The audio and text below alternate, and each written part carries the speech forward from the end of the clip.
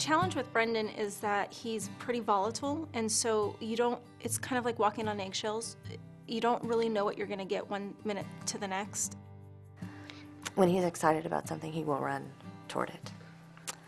And it doesn't matter if it's across the room, if it's across the street, across the parking lot, he will run toward it. He doesn't have any concept of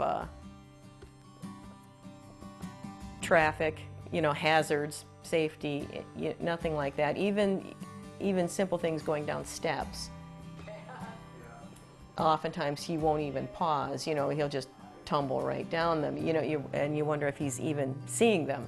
With the Autism Assist dogs, the training is a little bit different because it does involve the entire family. This is not just a client and their dog, this is at least 3 people involved. There's an adult always handling the dog. The child does not handle the dog typically, so you have to have the family involved. They have to be part of this whole team process. Children with autism like to wander, and listening sometimes can be difficult in following directions.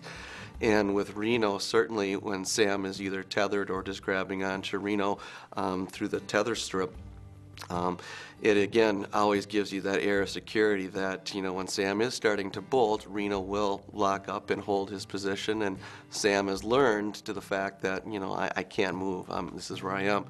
When training the dog for this job, one of the first things we work on is teaching the dog to sit and hold that sit-stay position, even with someone pulling on them.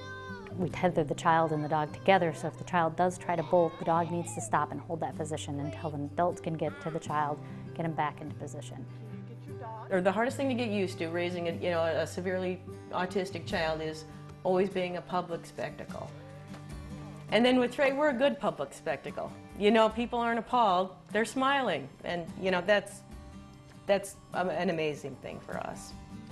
It helps children, and I think they would appreciate it because it's either that or they'll see the screaming child in public, and instead they'll see the vest on the dog and they'll see Brendan, and they become more accepting of him, and which is really huge because before it wasn't that way. So I know that just having that has been great. We walked up to the group of kids, and Wally asked the other little boy what his name was. Little boy said, "My name's Victor. What's your name?" And Wally said, "My name is Wally, and this is my dog, Newman. He helps me."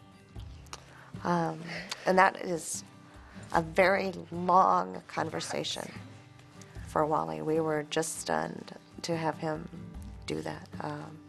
And he's continued to do that ever since. He approaches people. He wants to talk to them about Newman. He wants to talk to them about their dogs, if they have a dog. It's made just a big difference. I think he feels like he's a peer with his dog, for the first time with the other kids. And I think they see him more as a peer, too. He's less as a strange kid and more as that kid with the big dog, which is a very cool thing. I think with hearing and service dogs in Minnesota and Lincoln, Zachary now has a chance to go out and do the things that every other kid does. And he's not scared to do it, whereas before he was terrified. It makes everything just easier for Wally, and so that makes it easier.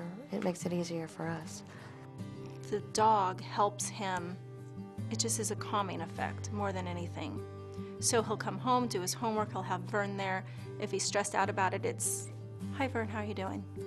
Let me give you a kiss." It's something so simple, he'll concentrate on the dog. And Vern's there, so that's nice. Yeah.